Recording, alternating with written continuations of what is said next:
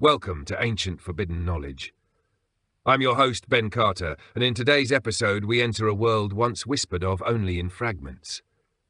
Hidden within the sands of time lies a text so shocking it threatened the foundations of everything we think we know about humanity's past. Known as the Book of Giants, it was said to reveal a race of beings born of gods and mortals, walking the earth before the Great Flood, whose deeds shaped the destiny of civilizations. This is not myth, as we have been taught to see it, but a record deliberately scattered and silenced. What if the stories of impossible beings, vast in stature and wisdom, were not symbolic at all, but real? And what does it mean for our history if those words were erased on purpose? The story of the Book of Giants begins in the heart of the ancient Near East, a region where myth and history blur beneath layers of dust and time. Thousands of years before modern borders were drawn, the lands that now encompass Iraq, Iran, and parts of Syria were home to a series of powerful civilizations, among them the Sumerians, Babylonians, and later, the Persians. In this volatile and sacred geography, tales of divine beings walking among men were not legend, but religious fact. These were lands where gods made laws, and where the boundary between mortal and immortal was dangerously thin. Among the texts passed down from this era, one stands apart in its boldness and strangeness, the Book of Giants. Unlike other sacred writings, it did not focus on obedience or morality. Instead, it told of titanic beings, the offspring of heavenly watchers and human women who once ruled the earth. These giants, known in some traditions as the Nephilim, were said to possess immense strength, strange knowledge, and the ability to manipulate nature itself. They were not heroes, but destroyers. They ravaged the earth, corrupted humanity, and brought about chaos so widespread that even the divine realm intervened. The Book of Giants was once part of a broader collection of texts known as the Enochian writings, attributed to the mysterious figure Enoch, great-grandfather of Noah. In the traditional Hebrew canon, Enoch is a barely mentioned patriarch, notable only for having walked with God. But in the forbidden texts found among the Dead Sea Scrolls, Enoch becomes something much more, a divine intermediary, taken to the heavens and entrusted with secrets no mortal should know. The most astonishing fragments of the Book of Giants were unearthed in the mid-20th century in a place few expected, Qumran, near the Dead Sea. Inside a cluster of caves, scholars found clay jars filled with scrolls, some shattered, some intact. These ancient texts, hidden away by a Jewish sect known as the Essenes, revealed a version of pre-flood history that had never appeared in the official biblical canon. Among the scrolls were pieces of the Book of Giants, written in Aramaic, describing the dreams and visions of the fallen giants as they faced judgment from on high. In these visions, the giants themselves appear afraid. They see themselves being destroyed by water, fire, and divine wrath.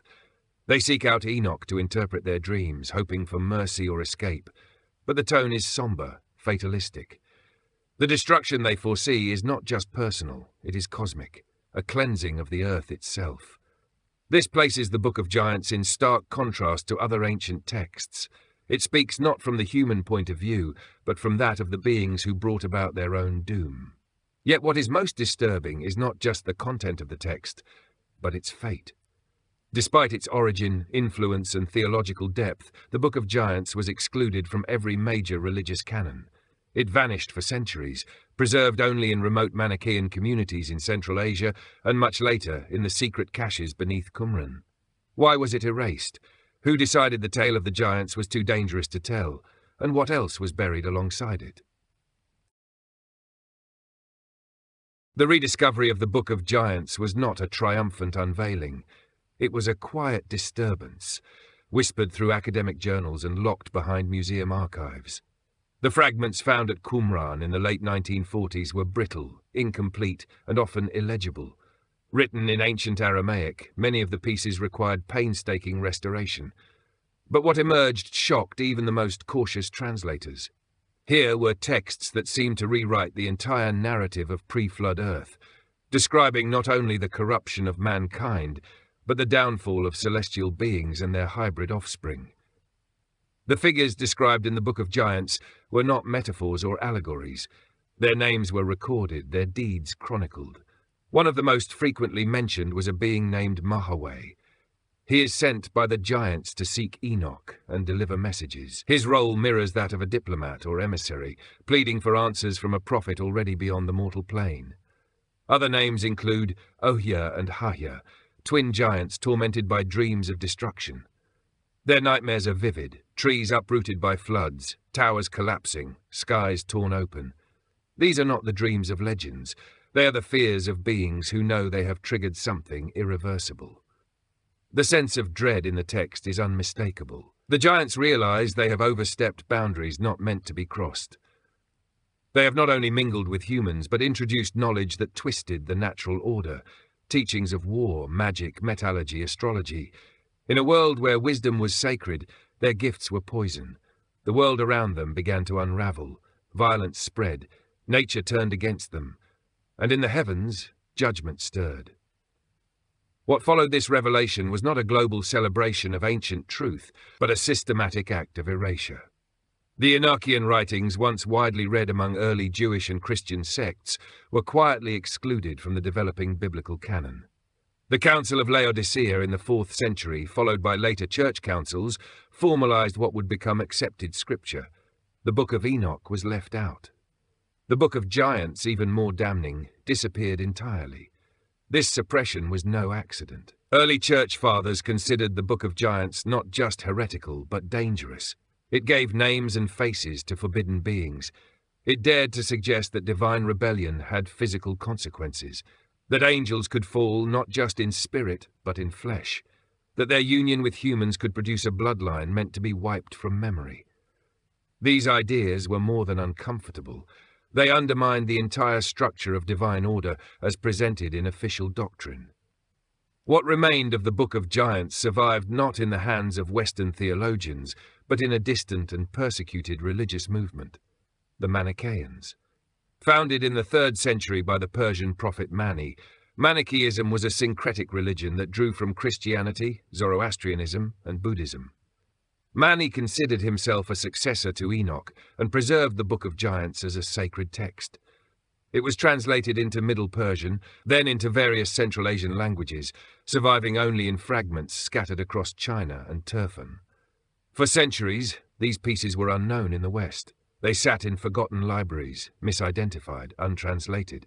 Only with the archaeological expeditions of the early 20th century did they begin to resurface. And even then, they were treated with caution, filed away, noted quietly, rarely discussed. The narrative they offered was too explosive, too foreign, too uncontrollable. It did not conform to the neat boundaries of religious orthodoxy. It was a relic of a past that had been buried by design. The cracks in the official historical narrative began to widen when independent researchers and fringe scholars started comparing the fragments of the Book of Giants with other ancient texts that had similarly been excluded from mainstream religion. Patterns emerged, not just in content, but in intention. There was a clear and recurring effort to suppress anything that suggested humanity had been influenced, or even created, by beings from outside the human realm. Whether labeled angels, watchers, gods, or giants, these figures appeared repeatedly across civilizations, described not as myths, but as historical entities. One of the most compelling pieces of evidence is the consistency of the flood myth across cultures. In the Book of Giants, the flood is not a random act of divine punishment. It is a targeted response to the actions of the giants and the watchers. This echoes the ancient Mesopotamian epic of Gilgamesh, where a council of gods decides to flood the earth due to humanity's corruption. Corruption that some scholars believe was brought by the very beings described in the Enochian texts. Similarly, in the biblical Genesis account, the flood follows the arrival of the sons of God and their unions with the daughters of men. The pattern is too aligned to ignore. Archaeological anomalies add fuel to the fire. In regions once occupied by the ancient Sumerians, Assyrians, and Hittites, researchers have uncovered massive skeletal remains, often dismissed or hidden from public view. Stories abound of bones measuring over 10 feet in length being discovered, photographed, and then suddenly disappearing into private collections or government archives. These findings are usually brushed aside as hoaxes or misidentifications, yet no comprehensive studies are ever published. The silence is telling. Then there are the petroglyphs and carvings, towering humanoid figures etched into stone walls in North America, Central Asia, and even remote areas of Australia. These are not stylized or symbolic figures.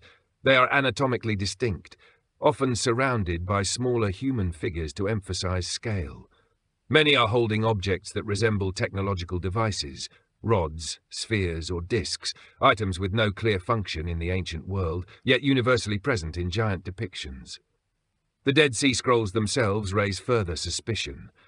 When they were first discovered in the late 1940s, the excitement among scholars was immense. But the scrolls that dealt with the Book of Giants were not given the same attention as others. They were catalogued, yes, but not published widely until decades later. Some remained unpublished well into the 21st century. Why? Critics suggest a fear of what these texts might unleash, a rewriting of sacred history that could fracture long-standing religious institutions. Academic gatekeeping plays a significant role in this suppression. Only a handful of scholars are granted access to the most fragile and controversial scrolls. Many of them are tied to institutions with direct religious affiliations or funding. Even when translations are completed, they are written in dense, inaccessible language that discourages public consumption. And when independent researchers challenge the official interpretations, they are often labeled as pseudoscientists, conspiracy theorists, or worse. Despite these obstacles, fragments of the Book of Giants continue to surface. Some have been identified in private collections and museum archives, mislabeled as mundane or irrelevant. Others are rumoured to exist in the vaults of religious institutions, never displayed, never translated. And perhaps the most damning evidence is not what has been found, but what remains missing. Entire passages referenced in Manichaean texts do not exist in any known fragment. Their disappearance suggests deliberate removal. Pages that once existed, now gone without trace. The mystery of the Book of Giants becomes even more complex when its symbols and themes are compared across ancient civilizations. In culture after culture, from Babylon to the Andes, we see recurring motifs: celestial beings descending from the sky, unions between gods and humans, hybrid offspring with unnatural abilities, and catastrophic floods wiping the earth clean. These are not isolated myths. They are echoes, reflections of a shared memory buried deep in the human story. In ancient Mesopotamia, the Apkallu were said to be 7 sages sent by the gods to teach humanity the arts of civilization. But later myths describe them becoming corrupted, teaching forbidden knowledge, and interbreeding with mortals, before being banished to the depths of the abyss.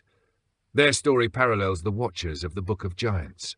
Both represent divine intermediaries who violated sacred boundaries, passed on knowledge not meant for humankind, and were punished for their rebellion. In Central America, the Popol Vuh of the Mayans describes earlier creations of humanity, giant beings made of wood, who disobeyed the gods and were destroyed in a great deluge. These giants were said to be strong but soulless, lacking gratitude and memory. They were not evil, but unfit to survive in the ordered world. The echoes are unmistakable, pre-human beings with great power, born of divine forces, whose fall marked the beginning of a new age. The Norse myths speak of the Jotnar, giants who once dominated the primordial world. They were not merely large creatures, but beings of ancient wisdom and chaos. Their bloodline mingled with the gods themselves. The destruction of the Jotnar is central to the myth of Ragnarok, a cataclysmic cleansing that ends one world and begins another.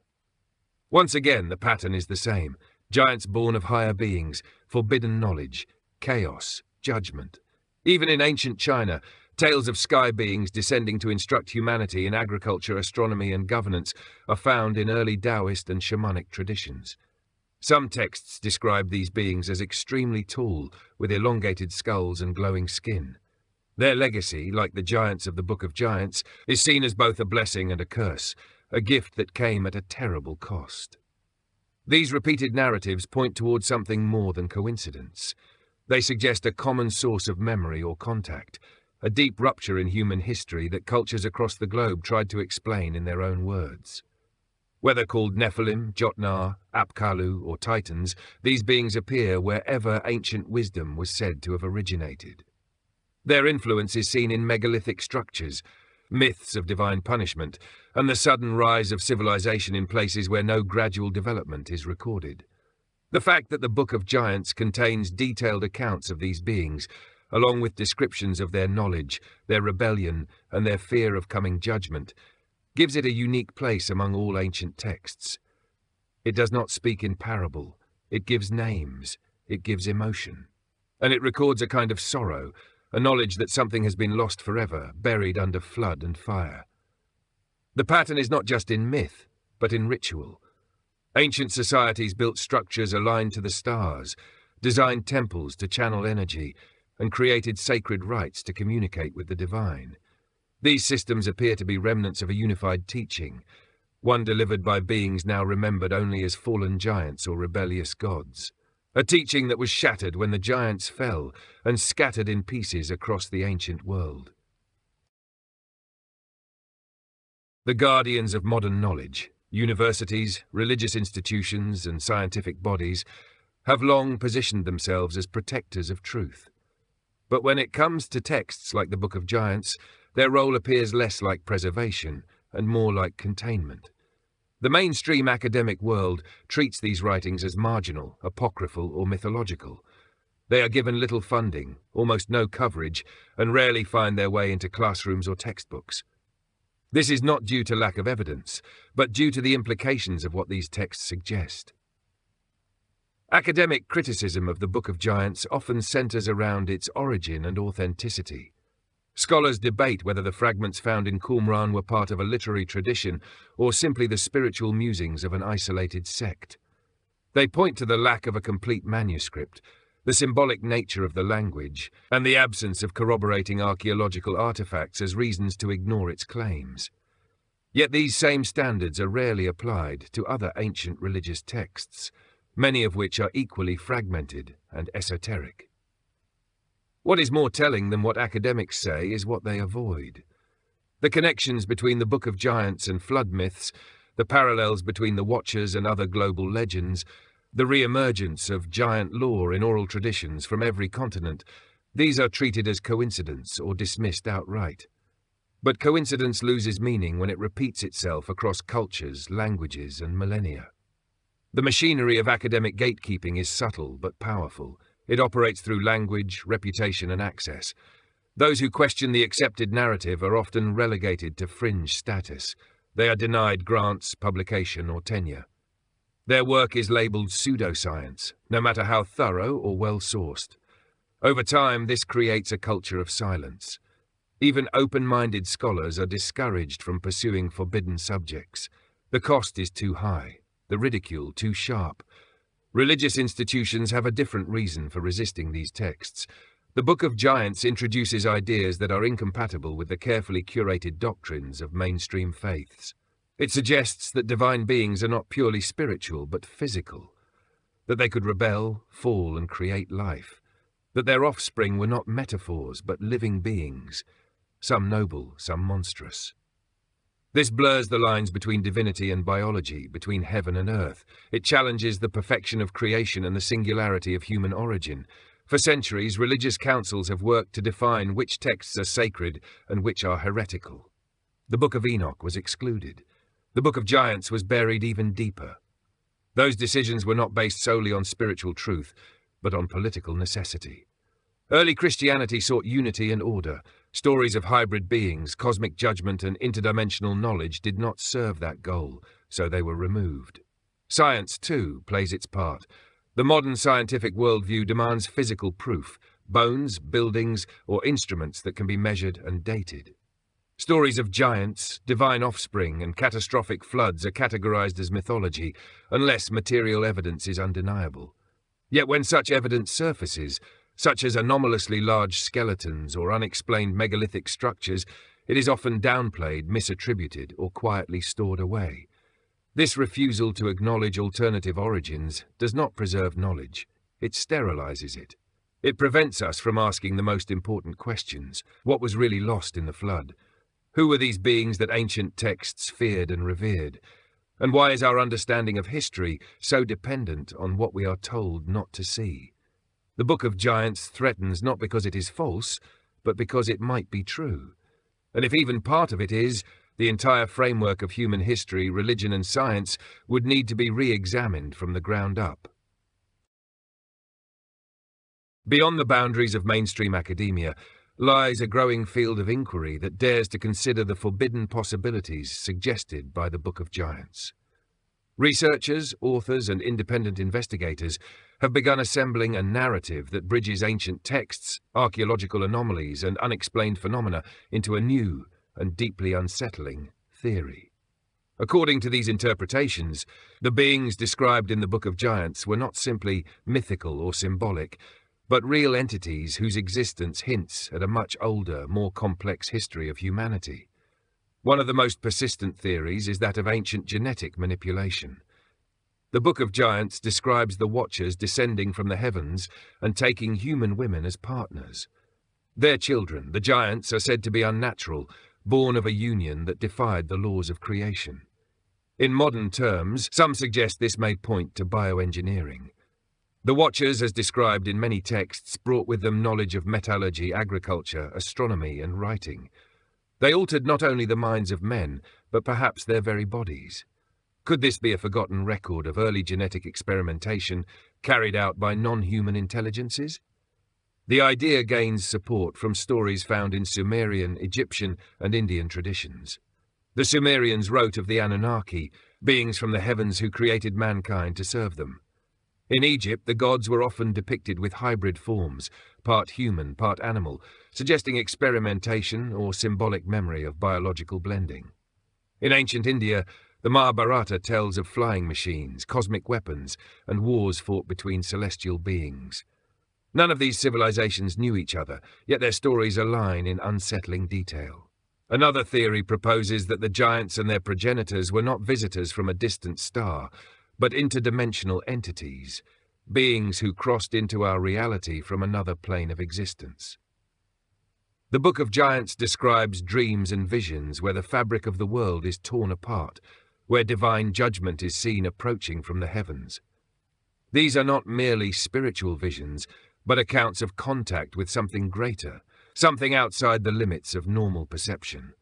In this view, the Watchers were not aliens or gods, but something stranger, entities existing beyond time, whose interference left a permanent scar on human development. Others suggest that the giants may still exist, not in the flesh but in spirit. The flood may have destroyed their bodies, but what of their consciousness? Some researchers believe that remnants of their influence persist in secret traditions, esoteric teachings, or bloodlines that have guided human history from behind the scenes. Ancient royal families, secret societies, and religious orders may carry the echoes of these beings, preserving their knowledge in symbols, architecture, and ritual. The Book of Giants also speaks of strange technologies, knowledge of the stars, weather manipulation, and warfare beyond the capabilities of ancient humanity. In the dreams recorded by the giants, the world is consumed by fire and flood. Mountains collapse, the sky darkens. These descriptions resemble modern visions of apocalypse, nuclear fire, environmental collapse, or cosmic impact. Could the giants have possessed the means to manipulate the world in ways we are only beginning to rediscover? Were their dreams prophecies or memories? These fringe theories may seem speculative, but they emerge from the gaps left by official history. Where questions are left unanswered, people search for meaning. And the Book of Giants, in all its fragmented mystery, provides a doorway into that forbidden search. It refuses to allow history to be neat. It challenges the assumption that our past is fully known, and it suggests that behind the veil of legend lies something deeply real and profoundly transformative. When asking who benefits from the erasure of the Book of Giants, one must first understand the magnitude of what the text threatens. It is not merely a story of long-forgotten creatures or celestial beings, it is a direct challenge to the established order.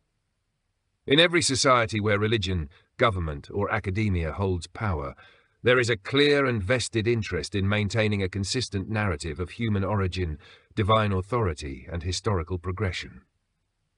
The Book of Giants fractures that narrative. It introduces uncontrollable variables, beings that do not fit, knowledge that should not exist, and truths that make humanity seem far less alone or in control than we are led to believe.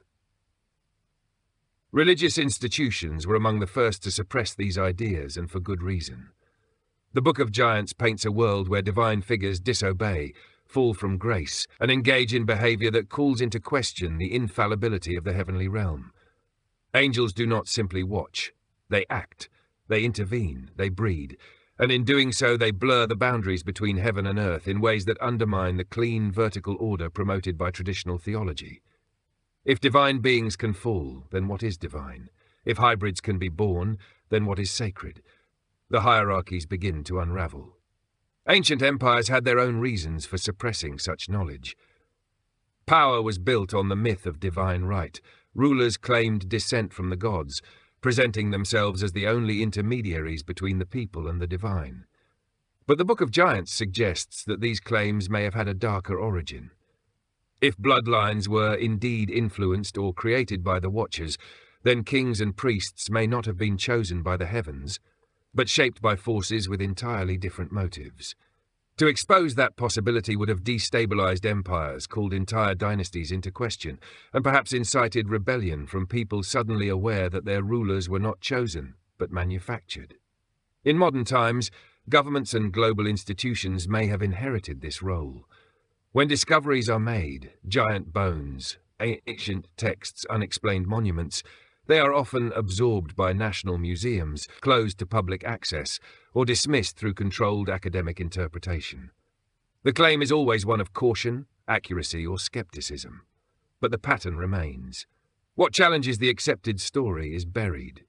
Secret societies and hidden orders have long claimed to preserve ancient knowledge, often in symbolic or ritual form. Masonic rites, Rosicrucian texts, and alchemical manuscripts reference the Watchers, the Giants, and the Flood in ways that suggest hidden continuity. These groups often trace their roots to the builders of ancient monuments or the keepers of esoteric wisdom. If the Book of Giants reflects a real history, then it may also reveal the origin of these secret lineages, ones that have guided global events from the shadows. Even the entertainment industry plays a role in softening or distorting the truth. Stories of giants, ancient gods, and celestial battles are repackaged as fantasy. They are made safe, fictional, and distant. The more they are portrayed as myth, the less likely they are to be seen as history. This subtle manipulation ensures that even when truth is spoken, it is heard only as story. And in a world saturated with fiction, real history disguised as fantasy becomes nearly impossible to recognize. At every level, spiritual, political, and cultural, the suppression of the Book of Giants serves to preserve authority. It ensures that humanity remains unaware of its true origins, its potential, and the ancient forces that may still shape its destiny. By erasing the past, those in power keep the future in their hands, not by ruling openly, but by controlling the story we are allowed to remember. If even a fraction of the Book of Giants is true, the implications reach far beyond religious doctrine or historical timelines. It would mean that human history has been deliberately edited, not just misunderstood but rewritten to conceal the presence of other intelligences, other lineages, and other truths. The image we hold of ourselves, as the pinnacle of Earth's evolutionary path, guided by divine will or random chance, would crumble. In its place would emerge a much stranger origin, one where humanity was shaped not solely by nature, but by forces from beyond the earth. One where beings of immense power walked among us, taught us, ruled us, and were eventually destroyed or hidden. It forces a reconsideration of what it means to be human. If the Watchers altered our path, what did they leave behind? Were we simply their creation, or something more? Could traces of their influence remain in our minds, our dreams, or even in our DNA? Mainstream science dismisses these questions, yet research into so-called junk DNA continues to baffle geneticists. Vast sequences exist in the human genome with no clear evolutionary purpose. Some theorists suggest these regions may hold more than random code. They may be remnants of ancient intervention. The idea of collective amnesia also gains weight in this context. Myths of a golden age, of lost knowledge, and of a fall from grace appear in nearly every culture. Perhaps these are not moral tales, but encoded memories. The flood, the fall, the exile of the giants. What if these stories are our way of remembering something we were forced to forget?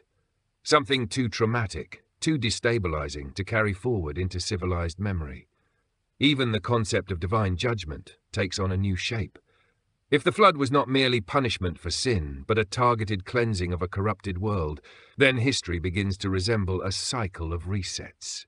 Civilizations rise, tamper with forbidden knowledge, and are brought down by cataclysm. The Book of Giants fits perfectly within this pattern. The Watchers brought knowledge, their children spread destruction, a flood erased them, and from the ruins humanity began again, but not without scars. Symbols left in ancient architecture, tales passed down in secrecy, and the sudden appearance of advanced knowledge in otherwise primitive cultures all hint at survivors, those who remembered, those who hid, those who passed on pieces of a shattered truth. Perhaps this is why so many ancient traditions emphasize secrecy, initiation, and encoded wisdom.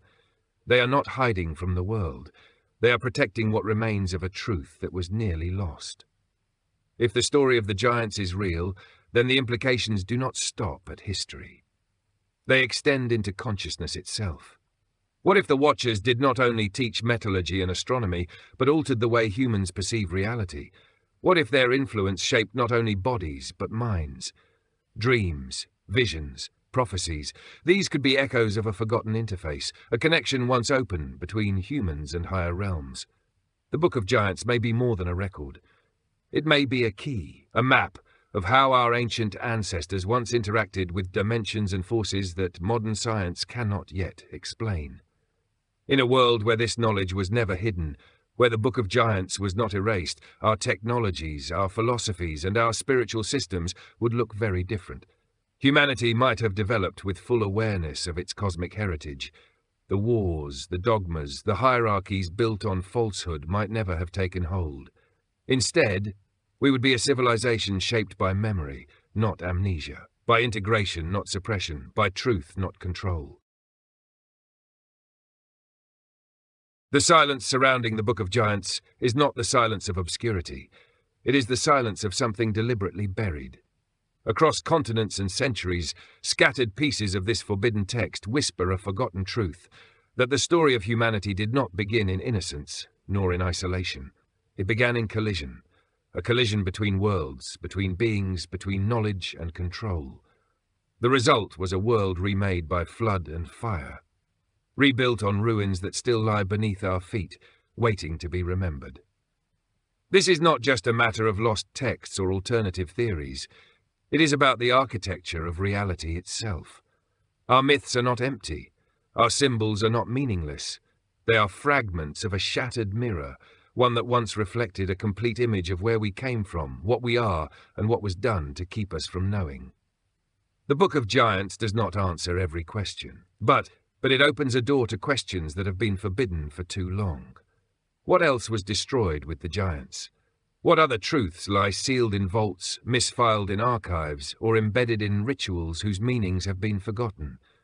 We must ask, not as historians, but as beings who have inherited the consequences of this erasure.